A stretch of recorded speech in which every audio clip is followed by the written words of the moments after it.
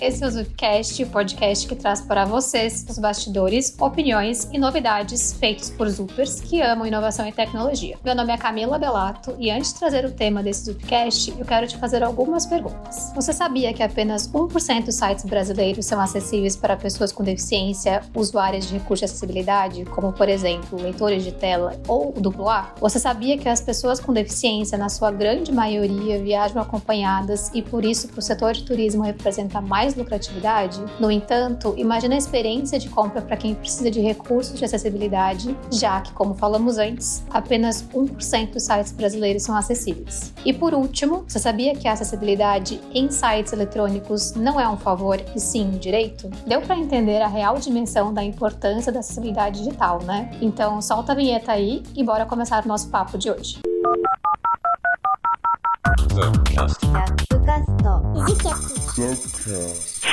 Então, pessoal, como eu falei no começo, o tema de hoje é acessibilidade. Eu falei essa palavra várias vezes, inclusive. E aqui na ZUP, diversidade, inclusão e equidade são coisas muito sérias e é uma pauta institucional nossa. Um dos nossos pilares de cultura é respeito e inclusão. E se diversidade é chamar para a festa e inclusão é chamar para dançar, a gente entende que nessa dança é preciso garantir a acessibilidade. E nesse caso, estamos falando de acessibilidade digital, que é um termo relativamente novo, pouco conhecido por aí, mas a gente conta com uma squad exclusiva que cuida e trabalha nisso, e é com essa galera que a gente vai falar. Nesse papo, a gente vai trazer dicas e ainda contar o que de legal a gente vem fazendo aqui na ZUP para deixar a ZUP cada vez mais inclusiva para profissionais com deficiência. E aqui, junto comigo, estão algumas ferinhas. Queria que cada um desse um oizinho aí, se apresentasse em um tweet. Então eu vou começar pela Graciela. Graça, se apresenta pra gente. Fala, galera. Eu sou Graciela, pessoa com deficiência visual. Eu sou QA de acessibilidade digital,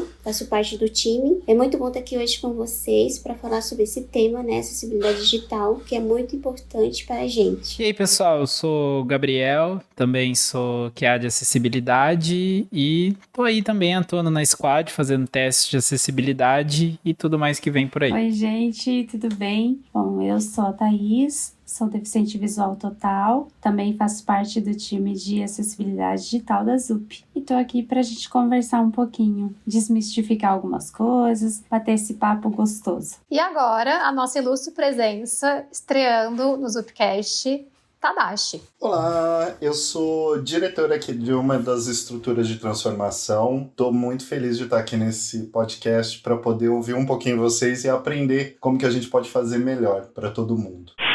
Eu falei lá no começo que a acessibilidade não é um favor e sim um direito. E essa é uma frase que ela impacta muito, né, quando a gente escuta pela primeira vez. Então, eu vou explicar um pouquinho melhor sobre por que a acessibilidade não é um favor e sim um direito. Segundo a Lei Brasileira de Inclusão, que é de julho de 2015, ou seja, uma lei relativamente nova, nessa lei ela estabelece direitos que asseguram e promovem condições de igualdade para pessoas com deficiência ocuparem e usufruírem de espaços da nossa sociedade. Em um desses capítulos, a Lei Brasileira de Inclusão estabelece que é obrigatória a acessibilidade nos sítios da internet mantidos por empresas com sede ou representação comercial no país ou por órgãos de governo para uso de pessoas com deficiência, garantindo-lhe acesso a informações disponíveis conforme as melhores práticas e diretrizes de acessibilidade adotadas internacionalmente. A Lei Brasileira de Inclusão estabelece vários critérios de acessibilidade, mas como a gente está falando aqui hoje sobre acessibilidade digital, eu achei importante trazer esse ponto.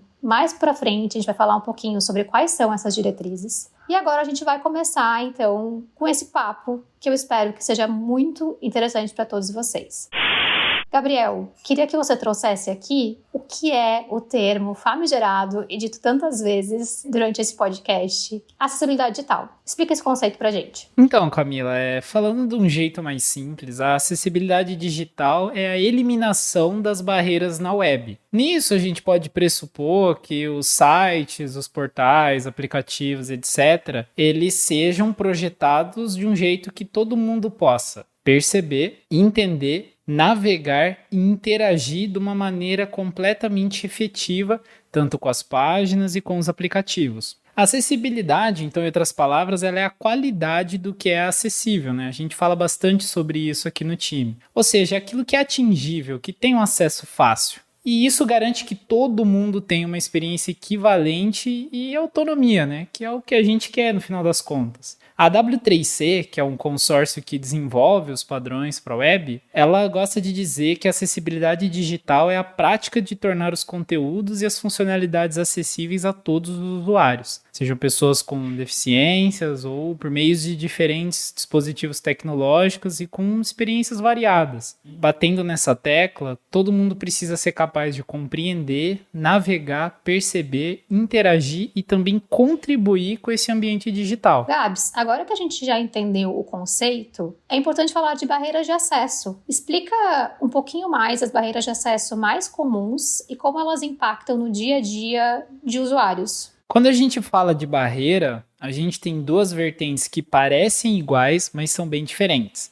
A gente tem barreiras digitais e barreiras de acessibilidade. Quando a gente fala das barreiras digitais, a gente está falando de imagens sem descrições, vídeos sem um texto alternativo, ou então de funções que não são acessíveis pelo teclado, que prejudica, né, usuários de leitores de tela, links mal descritos, o famoso clique aqui. E a gente tem também formulários sem sequência lógica, zoom de tela inadequado, né, principalmente em dispositivos móveis.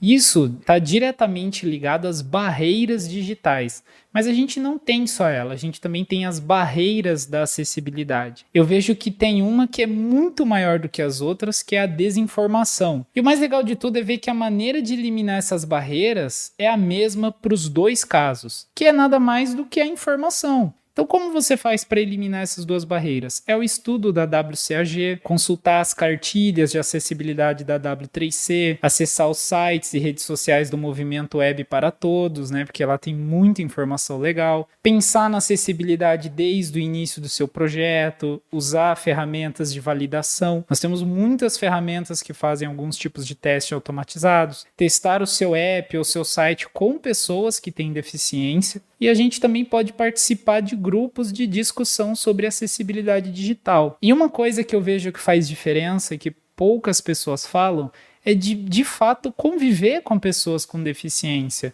Eu já trabalhei em lugares que eu convivi pela primeira vez com alguém com deficiência e é essa experiência que faz você despertar para essa empatia que é tão necessária. Gosto muito desse ponto que você traz, Gabs, de ter a experiência e de incluir pessoas e conviver com pessoas com deficiência no dia a dia, porque no geral o que as pessoas trazem pra gente é: não tenho consciência de que a acessibilidade era algo importante, não tinha esse conhecimento antes. A gente trabalha com os fornecedores dentro da ZUP e quando a gente faz os testes de acessibilidade antes de contratar esses fornecedores, é essa a resposta que a gente mais recebe. Não tenho nenhuma pessoa aqui com deficiência para saber quais são as necessidades de acessibilidade que precisam. Por isso que diversidade se faz importante em empresas para todo mundo conseguir ter diferentes perspectivas de usuários mesmo, né? Se você está criando um produto digital, como que você faz ele ser inclusivo? Tendo pessoas na sua equipe que precisem de recursos de acessibilidade também e consigam te mostrar como fazer isso. Gabriel, você falou da WCAG. Explica pra gente o que é a WCAG. É um conjunto de diretrizes, né? Ela é organizada pela W3C. Ela é separada entre critérios de aceitação, nós temos algumas normas, e é isso que vai fazer o desenvolvimento e os testes serem direcionados para um caminho correto.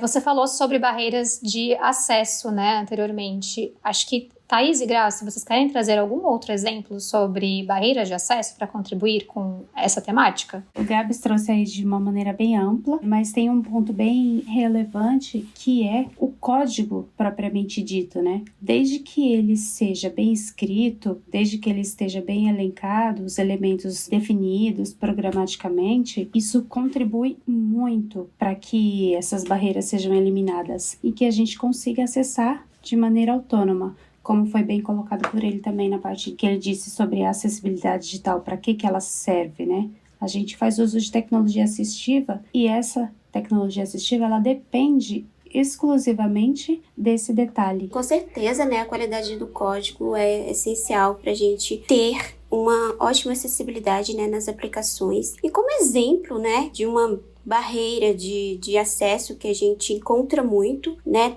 que tá aqui, que não me deixa mentir. A cor, né, sendo a única forma de transmitir e distinguir o conteúdo. Agora vocês imaginem, né, a gente preenchendo um formulário e lá preenchendo tudo, legal. Quando a gente clicar em enviar, ele não envia o formulário, carrega a página, ok, aí não tem nenhum feedback. Porém, tá sendo exibido, né? Porém, tá sendo exibido de que forma? Tá ticado ali quais os campos que tá com erro, né? E aí eu pergunto pra você, como que um daltônico, como uma pessoa com deficiência visual, como a gente que faz uso do leitor de tela, vai ter acesso a essa informação? Esse é um ponto, né, que a gente encontra muito, que a gente se pergunta, nossa, como que a gente encontra esse tipo de situação ainda, né? Tendo em vista que essa temática de acessibilidade digital está tão em alta. E como seria a forma certa, né, de esse formulário estar ali acessível? Que, por exemplo, ao enviar, né, clicar no enviar, tivesse uma mensagem, né, informando qual é o campo que está com erro.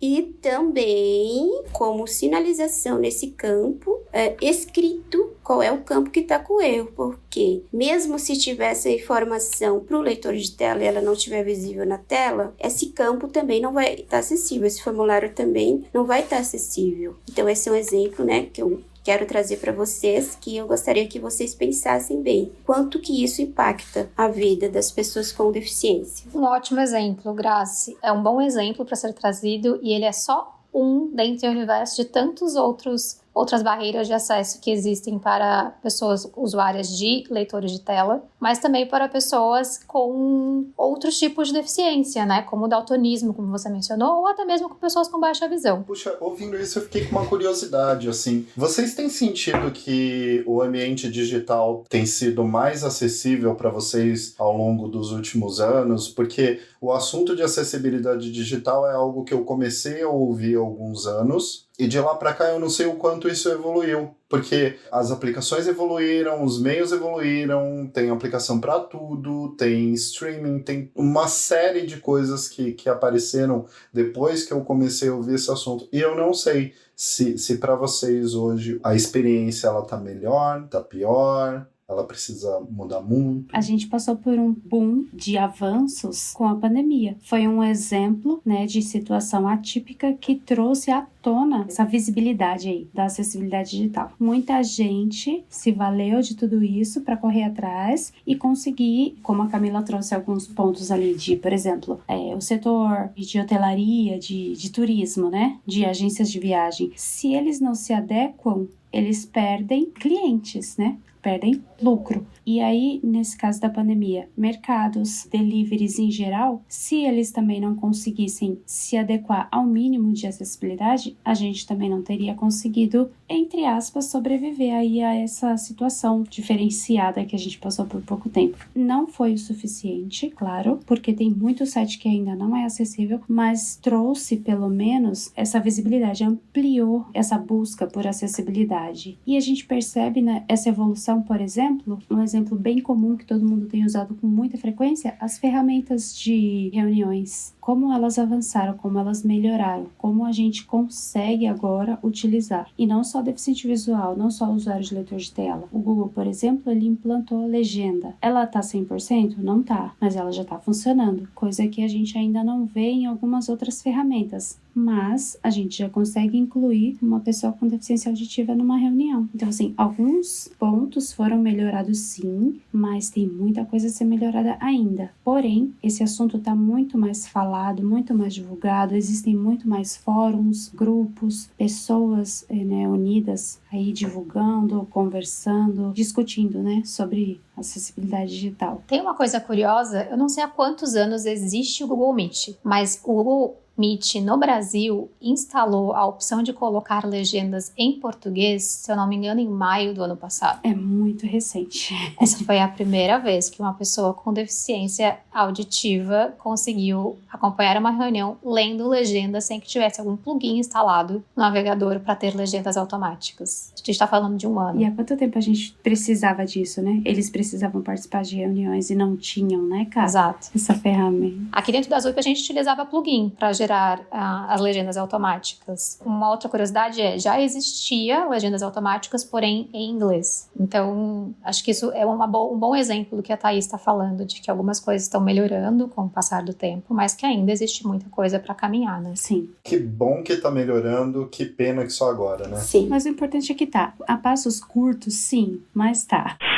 Queria fazer um gancho agora com uma coisa que a Thaís falou lá no começo sobre tecnologia assistiva. Fala aí pra gente, Graça, o que é essa tal tecnologia assistiva que a gente tem ouvido tanto falar ultimamente? Essa tal, né, tecnologia assistiva, ou TA, como você mesmo disse, ainda é um termo muito novo, né? A gente está meio que ouvindo a falar agora neste momento, que é usado para identificar, né, todo o arsenal de recursos e serviços que contribuem para proporcionar ou ampliar, né, as habilidades funcionais de pessoas com deficiência e, consequentemente, promover vida independente e inclusão. Como falar sobre tecnologia assistiva me deixa assim feliz, me deixa, né? Por quê? Porque eu uso uma tecnologia assistiva. Então, eu sei o quanto que ela é importante e o quanto que, se eu não tivesse ela, seria, né, impossível, na verdade. Impossível mesmo, impossível acessar o computador, impossível acessar o celular. E o quanto isso faria diferença na minha vida. Então, como eu, né, existem muitas outras pessoas que utilizam esse recurso, utilizam serviços que facilitam, que promovem, né, a independência delas, não somente no ambiente digital, né, mas no seu cotidiano. Dando exemplo de tecnologia assistiva, lupa de tela. Falando do ambiente digital, falando, por exemplo, do computador, uma lupa de tela, né, que é um próprio recurso do Windows, que as pessoas com baixa visão as utilizam, né, para ampliar ali a aplicação, o site, para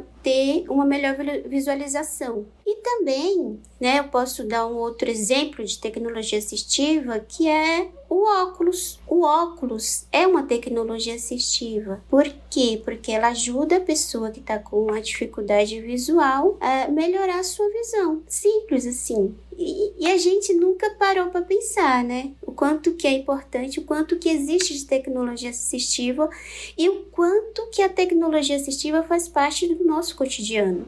Não somente para as pessoas com deficiência. Tenho certeza que quase todo mundo que está escutando esse podcast, quando escutou que óculos é uma tecnologia assistiva, deve ter ficado um pouquinho espantado. E pensando, não, imagina, simplesmente porque não é algo digital. Mas óculos é sim uma tecnologia assistiva. A Siri é uma tecnologia assistiva, se você parar pra pensar também. Não é, Graça? Sim, a bengala é uma tecnologia assistiva, a cadeira de roda é uma tecnologia assistiva. E a gente nunca pensou.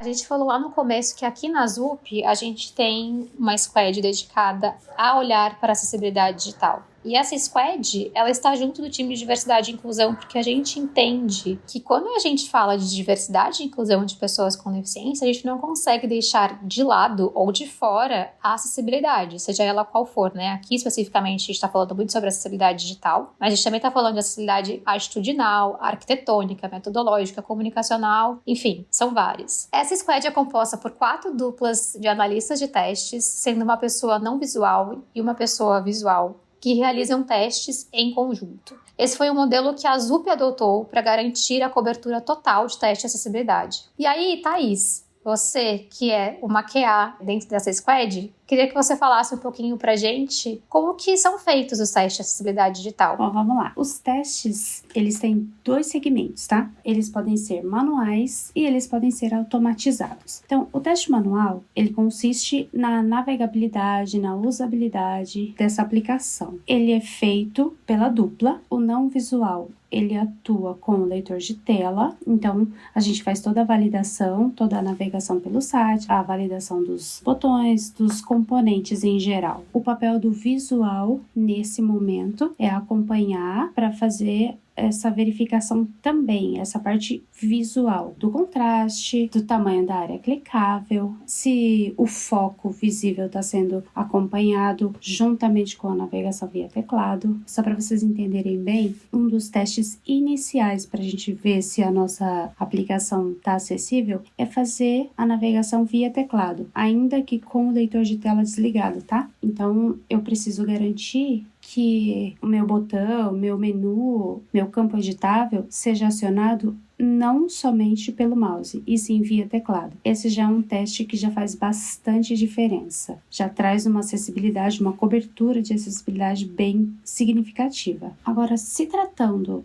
de automação, existem ferramentas de validação que o Gabs até comentou ali na fala dele, né? Que elas fazem essa cobertura, tá? A cobertura dela é de uma porcentagem aí de 30% a 40%, mas ela não tem a capacidade de validar se essa descrição tá correta. Eu vou dar um exemplo, parece bobo, tá? Mas ele é muito importante ser levado em consideração. Ela faz a validação do código, ela faz a validação do contraste, e no código, por exemplo, se eu tenho uma imagem e essa imagem ela está descrita na tag out, o que acontece? Ela está escrito lá, imagem, foto de um gato, e visualmente não é um gato, é um tigre. Então, o que aconteceu aí? Existe a tag out? Existe. Ela tá preenchida? Tá. Pela ferramenta? Ok. Vida que segue. Vamos pro próximo teste. Porém, se eu estiver navegando com o leitor de tela, aparecer para mim foto de um gato e na verdade é um tigre, se alguém do meu lado falar para mim, não, mas isso não é um gato, é um tigre. Ou seja, a ferramenta validou, o atributo foi preenchido, mas ela não tem a capacidade de validar se essa descrição está correta. É por isso que tem a necessidade desse teste manual, dessa utilização aí por uma pessoa com deficiência, para ter realmente essa certeza de que está correto. Beleza? Esse é um exemplo, tá, gente? Tem muitos outros. Só trazendo para vocês um ponto bem relevante, a validação, tanto manual quanto automatizada, ela é baseada na WCAG, que eu vou pedir pro Gabs gastar o inglês dele e falar para vocês o que significa essa sigla aí. Vai lá, Gabs. Web Content Accessibility Guidelines. Viram por que eu falei para ele gastar o inglês dele? Porque é bonito. Então, o que acontece? São essas normas que regem a acessibilidade nas nossos sites, nas nossas aplicações. E de acordo com ele, é que a gente se baseia também nos testes, embora no desenvolvimento também toma por base, obviamente, essas normas, tá? Beleza? Tem mais um detalhe que eu acho bem importante trazer, a diferença entre teste funcional e o teste de acessibilidade. Então, o teste funcional, como o próprio nome diz, ele testa a funcionalidade, né, da nossa aplicação. Já o teste de acessibilidade, ele implica praticamente 100% na experiência e na usabilidade, beleza? Muito bom, Thaís. Obrigada por essa diferenciação. E queria aproveitar o que você disse para trazer algumas experiências que a gente já teve aqui quando a gente realizou testes de acessibilidade com alguns fornecedores nossos. Deu para entender com a explicação da Thaís o quanto é complexo e completo o teste de acessibilidade, né? Alguns fornecedores falam assim pra gente, não, a gente fez um teste aqui, a gente colocou uma pessoa com olhos fechados para testar. Tadashi fez uma cara assim de eu não acredito, mas isso acontece, a gente escuta isso várias vezes, a gente escutou isso muitas vezes. E aí não é muito difícil de entender por que não funciona, né? Primeiro porque vocês já acompanharam toda a explicação da Thaís. Segundo porque é óbvio que quando você faz um teste de algo que você já visualizou antes, você tem uma navegação muito intuitiva. Por mais que você não esteja enxergando propriamente dito, você já viu aquela tela e você consegue navegar de forma mais intuitiva. O que não é a realidade de uma pessoa com deficiência visual total. Então, pessoas desenvolvedoras, pessoas analistas de testes funcionais, não desconsiderem os testes de acessibilidade e contratem pessoas especialistas em fazer isso, porque senão não vai dar certo. Exatamente, quando você se vê na situação que você quer acionar um comando e ele não vai, você abre o olho. É involuntário.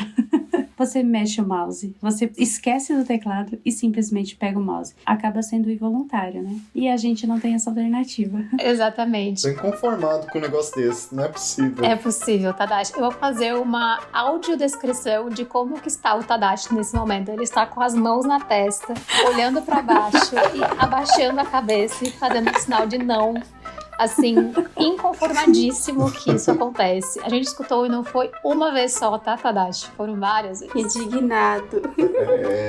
A gente acabou de passar por isso, não foi? O rapaz estava empolgadíssimo, mostrando a plataforma, que estava maravilhosa. Ele começou a descrever todos os cursos e tal, e se empolgou. E eu falei assim, só um minutinho, volta no começo e fala pra mim um detalhe. A linguagem definida no início da sua página. Aí ele, não sei. Aí eu falei assim, inspeciona pra você verificar. Quando ele inspecionou, ele viu que não estava definida. E aí eu falei pra ele assim, então, o leitor de tela, ele se vale dessa informação pra ele trazer pra mim qual sintetizador que vai ler essa tela pra mim. Se essa linguagem tá definida como EN, em inglês, né? Ele simplesmente vai ler como se fosse um americano no Brasil. E o mais engraçado de tudo é que quando você tá lá na faculdade, nas suas aulinhas ali, você tá aprendendo web, uma das primeiras coisas que o seu professor te ensina é colocar o atributo lang. E é uma coisa muito comum a gente navegar pelas páginas e ver que as pessoas sequer declaram ele. E o curioso da gente trazer esse ponto é que quando a gente falou, olha, o sintetizador se vale dessa informação para ele setar o idioma que ele vai direcionar o retorno audível para mim. A pessoa ficou com uma cara de ué que vocês nem imaginam. Por quê? Parece que não tem importância nenhuma esse lang, né? Esse atributo. Pois é, a gente acabou de descobrir uma das principais funções dele. Tadashi, você quer complementar ainda com a sua cara de indignação? Não, eu só tô indignado aqui. Eu acho mesmo que a gente devia pegar uma pessoa dessas, deixar a página toda escura, toda sem visão e falar, então agora testa. Tem pessoas que já levaram um slide e colocou as letras todas em branco, numa tela branca, e falou pro pessoal ler. Isso. E a pessoa não consegue ler. Claro. Desliga o monitor e vai, seja feliz. Então é aí que a gente mostra a importância da acessibilidade mesmo. Porque às vezes as pessoas não têm noção, né? Eu aplico, mas pra que serve? Eu vou aproveitar essa temática aí de um slide branco com letras brancas, que com certeza vai estar acessível somente para pessoas que estiverem utilizando leitor de tela para ler, e perguntar para o Gabriel, acessibilidade é só para pessoas com deficiência? Aí você tocou num ponto excelente. Uma coisa que a gente associa instintivamente é que a acessibilidade ela é para pessoas com deficiência. Isso a gente nasce com esse tipo de pensamento, né? É o senso comum. Mas quando você estuda um pouquinho, você percebe que a acessibilidade é para todos, sem exceção. Como a gente citou, o óculos é uma tecnologia assistiva e um recurso de acessibilidade. Então, assim, você que é míope se considera uma pessoa com deficiência? Geralmente não, mas você está usando acessibilidade. Em muitos casos, a gente se depara com uma deficiência temporária. No meu exemplo, eu cheguei a quebrar a mão e usei tala, fiz cirurgia e tudo mais. E nesse tempo, eu percebi as dificuldades que é você ter uma mão só, seja para abrir um pacote de bolacha ou mexer no computador ou no celular. Meu celular, ele tinha um recurso que era o modo de uma mão só. E esse recurso me ajudou muito, porque ele tornava a tela menor, já que o meu celular ele era muito grande, era muito difícil mexer com uma mão só, mas ele redimensionava a tela para que ela ficasse num tamanho adequado para que eu mexesse com uma mão só. E eu fiquei o tempo todo usando meu celular dessa forma. E também, não só isso, eu tive que reaprender a usar o mouse com a mão esquerda, e tudo mais. Em muitos casos, eu optei pela navegação por teclado. Eu nem sabia direito que era um leitor de tela, mas eu já conhecia a tabulação padrão do Windows. Então, se os sites não tivessem a tabulação correta, eles não tivessem um HTML ali robusto, eu não conseguiria fazer muita coisa que eu consegui fazer nesses dias. Eu tive a mesma experiência que você, já fiquei utilizando apenas uma das minhas mãos e também coloquei meu celular no modo, uma mão só, né? Isso. E já tive uma outra experiência no qual eu tive que andar com uma muleta, então eu segurava a muleta com uma mão e eu não tinha a possibilidade de usar o meu celular com as duas mãos mais uma vez. E mais uma vez eu acionei o modo uma mão só. Então, acho que isso prova que a acessibilidade digital, ela não está relacionada apenas para pessoas com deficiência ou do que a gente tanto falou aqui, deficiência visual, né? A gente está falando de acessibilidade digital para todas as pessoas. A gente está falando de que você pode vir a precisar em algum momento. A gente está falando de que pessoas idosas, quando começam a perder ali a visão e começam a utilizar letra maior no seu celular, também é um recurso de acessibilidade. A lupa que tem alguns sites também é um recurso de acessibilidade. Então a acessibilidade, ela é para todo mundo mesmo, né? É porque, Cami, a acessibilidade não é voltada para deficiência, mas sim para a necessidade da pessoa. Então, quanto que ela é importante. Seja ela uma deficiência permanente, uma deficiência situacional ou temporária. Temporária, como essas que vocês acabaram de falar, ou uma situação, por exemplo, né, que a pessoa tá na rua, tá com o seu celular e tá sol, né, e tá a incidência de sol ali na tela e ela não consegue visualizar ali. E aí? Como que a pessoa, né, ia enxergar essa tela? Então, a gente percebe... Olha o zoom aí, a necessidade do zoom. Exatamente. Olha a necessidade do zoom aí. A acessibilidade é voltada para a necessidade da pessoa. Então, por isso que a gente bate sempre nessa tecla. É voltada para todas as pessoas. E já que a acessibilidade é voltada para todas as pessoas, eu queria puxar uma pergunta para o Tadashi, que é o nosso Alliance Director. Eu gastei meu inglês aqui também. Foi todo. Tadashi, como que a ZUP está se posicionando frente às demandas de acessibilidade digital e qual a estratégia, né, como empresa inovadora que a gente tem em termos de acessibilidade? Eu acho que primeiro eu vim de um mercado onde a acessibilidade era tratado para preencher cota, né? E isso é algo vergonhoso dentro de qualquer empresa, na minha opinião. E aqui dentro, principalmente nos últimos anos, eu vejo um mega investimento, né, para formar times e para cuidar desse assunto e para dar bronca em todo mundo, inclusive em mim, né, Camila? Já levou algumas, né, Tadashi? Desculpa aí. Muitas. Mas é assim que tem que ser. E a acessibilidade, para mim, ela é vital para todo mundo mesmo conseguir usufruir dessas novas mídias, de novas aplicações, de um universo novo que nasce todo dia, né? Com aplicativos, sites, portais e tudo mais. Então, para mim, é vital, assim. Eu acho que nesse universo novo, todo mundo tem que ter a mesma entrada, todo mundo tem que ter a mesma experiência. E a gente precisa, né, aprender a como fazer isso acontecer, como tornar isso viável. Então, você fala de o que a ZUP está fazendo para ser inovadora nesse meio. Primeiro, aprender. Eu acho que a gente precisa demais aprender. Então, a gente precisa de vocês todos aqui conosco para nos ensinar, assim. Se não, de verdade, sou eu fechando o olho e falando que eu estou fazendo teste de acessibilidade numa página, né? Então, essa é a primeira parte, assim, muito importante. Quando eu assumi a estrutura que estava com os times de acessibilidade, de teste nos clientes, falei, não, eu acho que a gente pode sentar, refletir e fazer algo muito mais potente. Então, foi uma oportunidade para dar um tempo do que a gente estava fazendo nos clientes, se voltar para dentro de casa, que eu acho que foi um ganho enorme também, e agora a gente montar uma estrutura muito maior, montar uma estrutura muito mais robusta, para não só falar em atender o que a gente precisa atender de acessibilidade nos nossos portais, mas também para evoluir esse tema, para discutir tecnologias para automatizar esses testes, tecnologias para a gente conseguir cobrir todo e qualquer aplicativo que a gente desenvolva e até distribuir essa tecnologia para que aplicativos desenvolvidos por outras empresas, pelos nossos clientes ou até por concorrentes mesmo, possam se beneficiar dessa evolução. Então, eu achei fundamental fazer essa parada para refletir e até para negociar condições melhores e conseguir desenhar um futuro diferente. Então, assim, isso é o que a gente tem para fazer nos próximos meses. Esse time todo aqui vai fazer parte disso e logo, logo vocês vão estar nesse barco comigo. Eu acho muito legal essa perspectiva que o Tadashi trouxe, de que a gente tem que levar para mais pessoas e mais lugares, né, esse conhecimento, esse conteúdo sobre acessibilidade, porque ela não é um produto exclusivo nosso. É um direito, como a gente já falou antes, e é um conhecimento e uma cultura que o mercado precisa criar.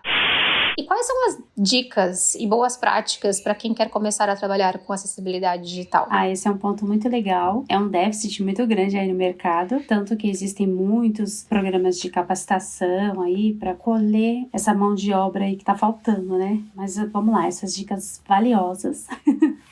São assim, você ter um bom conhecimento em leitor de tela, aliás, domínio do leitor de tela, porque você se vale de vários recursos que ele tem para você fazer os testes. Você precisa conhecer a WCAG, ela é essencial, o entendimento dela é essencial para você conseguir aí desbravar os seus testes com bastante precisão, né? E com base. A gente tem outras normas também que precisam ser conhecidas, tem a EMAG, tem a ATAG, tem várias. Não vou falar todas, que eu posso até esquecer de alguma, mas a gente tem muita diretriz de acessibilidade que precisa ser conhecida.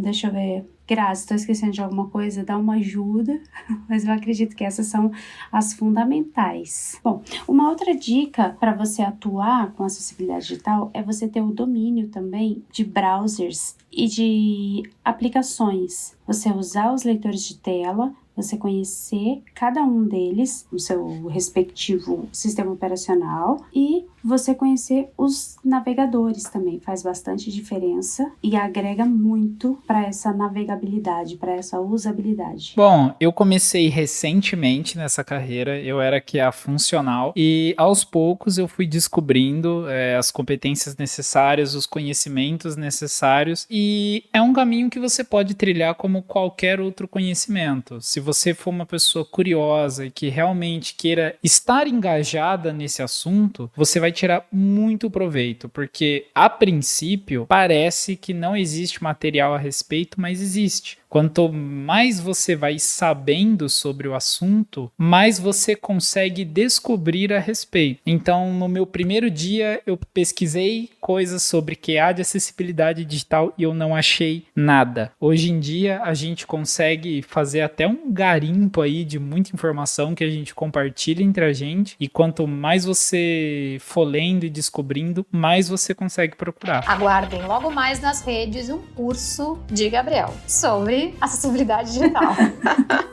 Bem lembrado, Ká, até esses cursos mesmo, eles eram bem escassos, viu? Hoje em dia a gente tem em plataformas digitais de ensino aí alguns cursos disponíveis e com bastante qualidade, mas até pouco tempo atrás a gente nem isso tinha. O Gabs trouxe um ponto que é, assim, absurdo, mas é a realidade. Não se aborda o tema acessibilidade nas instituições de ensino, seja graduação, seja escola mesmo, no âmbito geral, ensino médio, fundamental, básico e nível graduação. Não tem. Ninguém fala de acessibilidade. E você pode fazer uma faculdade específica, você pode trazer um curso específico aí da área de tecnologia que não é abordado esse tema. Aí agora já estão conseguindo trazer um pouco mais em pós-graduação, ou cursos de extensão como a PUC até tem, mas isso é bem recente. Inclusive, não só em faculdades de áreas de tecnologia, né? Se a gente olha para uma faculdade de pedagogia, por exemplo, será que as pessoas estão aprendendo sobre como ensina uma pessoa com deficiência? E sobre inclusão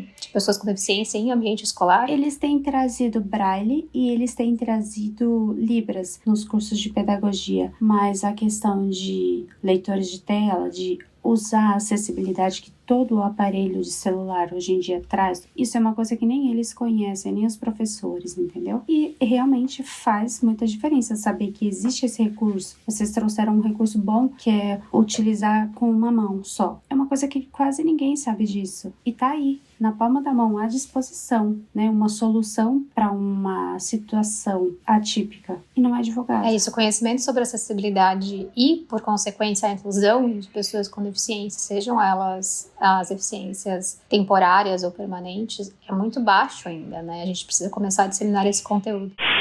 Vamos falar de coisa boa, então? Vamos falar de conquistas? O que internamente, aqui na ZUP, a gente já conseguiu evoluir com relação à acessibilidade digital? Bom, eu posso citar como exemplo uma plataforma interna da ZUP, o Zenit, que é uma plataforma, né, muito similar a uma rede social, que oferece diversas ferramentas para habilitar processos de recursos humanos, como também, né, controle de finanças de projetos e produtos, e também a criação de plano de carreira, a interação entre os colegas, né, e recebimento e fornecimento de feedbacks. O principal objetivo do Zenit é garantir uma gestão de forma simples, intuitiva e engajadora, principalmente para o Zuper, né? E como que hoje está o Zenit? O Zenit hoje não está tão acessível, mas a gente está engajado para torná-lo acessível. A gente, né, que eu estou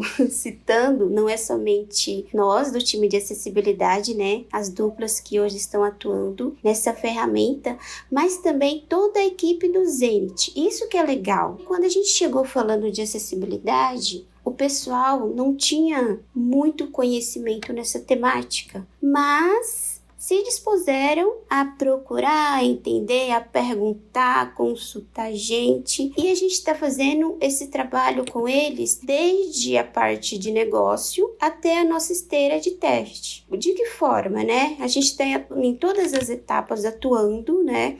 Esclarecendo dúvida, dando a nossa opinião, como a parte de UX. E a gente está ali junto com as meninas, né? Do Zenit, fazendo essa verificação, né? Juntamente com elas, como que vai ser a experiência do usuário quando ele acessar ali o Zenit. Isso está sendo muito legal e está sendo muito importante, não só para a gente, né, na nossa atuação, mas para eles também como conhecimento que eles estão adquirindo e estão aplicando ali no próprio Zenit em si. E o nosso objetivo com isso é torná-la acessível. A gente está começando aos poucos, mas, né, com esse engajamento de todos, ele vai se tornar, sim, uma ferramenta acessível. Muito legal. O Zenit é uma ferramenta de gestão de carreira, então, para a gente ter acessibilidade nessa ferramenta, ela é essencial e crucial. E esse é um trabalho incrível que está sendo feito. Gabs, quais outras conquistas que você vê aqui da Squad de acessibilidade? Uma outra conquista que a gente teve nesse tempo foi aumentar a acessibilidade dos e-mails internos que circulam pela ZUP. É uma prática comum, né, no âmbito corporativo, os canais de comunicação internos, né?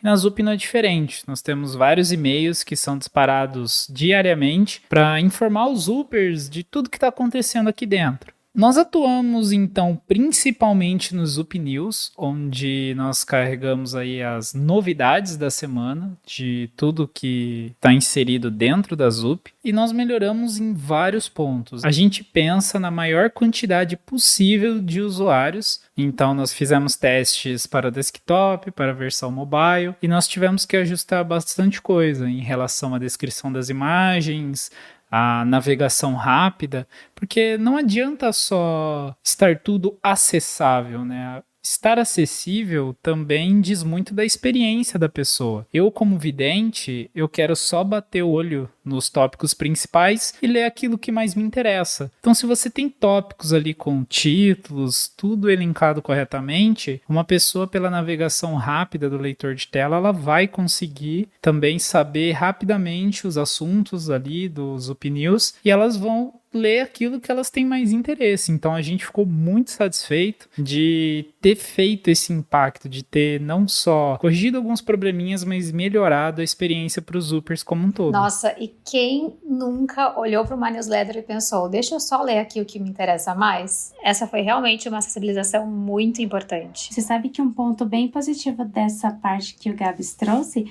a gente também se preocupou com um detalhe que a gente nem tinha imaginado antes. O tipo de fonte, quando você vai escrever alguma coisa, ele faz toda a diferença. A fonte, ela vai impactar no conforto que você tem quando está lendo alguma coisa, né? A gente tem um consenso aí, principalmente na comunidade de designers, né? Que a Comic Sans é uma fonte detestada por todos, porque ela traz um certo desconforto para os olhos. A gente olha para ela e enxerga ela de uma maneira meio esquisita. Isso funciona para todos os outros tipos de fontes. Pessoas neurodiversas, elas podem, com algum tipo de fonte, não se sentirem confortáveis. Uma descoberta legal que a gente fez foi realmente a Dyslexis, que é uma fonte focada para pessoas com dislexia, em que nós temos o formato das letras muito diferentes uma das outras para que não haja nenhum tipo de confusão. Ela não impacta só pessoas com dislexia. Eu não tenho nenhum diagnóstico de dislexia, mas eu me sinto muito mais confortável lendo um texto naquele tipo de fonte. Então a gente volta a bater nessa tecla de que a acessibilidade é para todos. Exatamente. Uma outra coisa sobre textos escritos é que o texto justificado, ele é mais acessível para pessoas com dislexia do que o texto que fica todo alinhado à esquerda ou todo alinhado à direita. E é algo que nem todo mundo pensa na hora de formular algum texto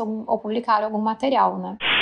Thaís, pra você, quais foram as conquistas que a gente já obteve aqui na ZUP com a nossa squad de acessibilidade? Bom, essas que os colegas trouxeram foram imensamente significativas, tá? E uma que parece simples, mas que também traz muita diferença, é esse engajamento nos eventos que a ZUP proporciona. Então, a gente tem muita coisa, a gente tem muito evento virtual, e aí, nesse sentido, a gente acaba ficando um pouco sem entender, porque é exibido um vídeo, ou é exibida uma foto, ou, né, o que é absurdamente comum, são exibidos slides. E aí a gente precisa também se contextualizar porque eles trazem um peso para o que está sendo abordado, né? E a gente tem um grupo onde pessoas se voluntariam a descrever essas ocasiões pra gente. Isso faz muita diferença. Foi uma conquista, assim, muito, muito, muito significativa. Para vocês terem uma ideia, uma das pessoas que fazem parte desse grupo, além da Camila, que tá aqui com a gente, o Gabs e o Brunão, o CEO aqui da ZUP. Trazendo a minha perspectiva sobre o que eu acho que a gente conquistou muito como squad de acessibilidade, eu já falei antes um pouquinho, mas todo e qualquer fornecedor externo que a gente contrata vai passar para o teste de acessibilidade e vai ter que cumprir requisitos mínimos de acessibilidade. Claro, como não é uma cultura de mercado criar produtos, principalmente digitais, acessíveis, a gente se depara com vários fornecedores inacessíveis, mas a coisa boa é que a gente consegue influenciar na modificação e na acessibilização desses softwares ou desses produtos, enfim. E a gente faz isso, a gente olha para isso justamente porque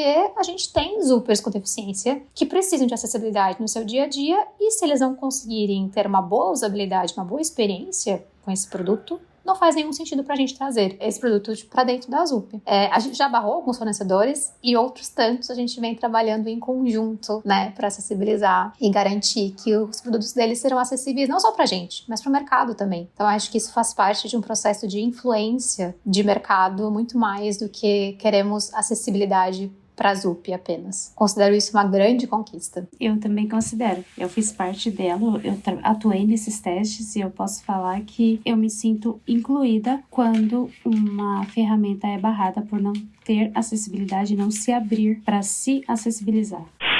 Para fechar o nosso papo, eu queria que cada um falasse em uma palavra o que a acessibilidade digital significa para você. Thaís. Deixa eu ver. Empoderamento. Gabs. Eu diria altruísmo. Grace. Bom, para mim, autonomia. E para mim, a palavra que define a acessibilidade digital é empatia. Tadashi. E para você? Para mim, a acessibilidade digital ela é o futuro. O futuro, para mim, ele é um futuro inclusivo e um futuro que permite a experiência igual para todos. Bom, pessoal, esse é o nosso papo de hoje. Para você que está escutando, muito obrigada. É muito importante para a gente disseminar esse conteúdo que o mercado precisa aprender com tanta urgência. E lembrando que para quem quiser conhecer mais sobre quem participou desse episódio, todas as redes sociais estarão em descrição nesse podcast, assim como todas as referências citadas. E não se esqueçam de seguir o nosso Zupcast nas plataformas de áudio e no YouTube para acompanhar os próximos episódios e também nas nossas redes sociais, @ZupInnovation. Valeu e até a próxima!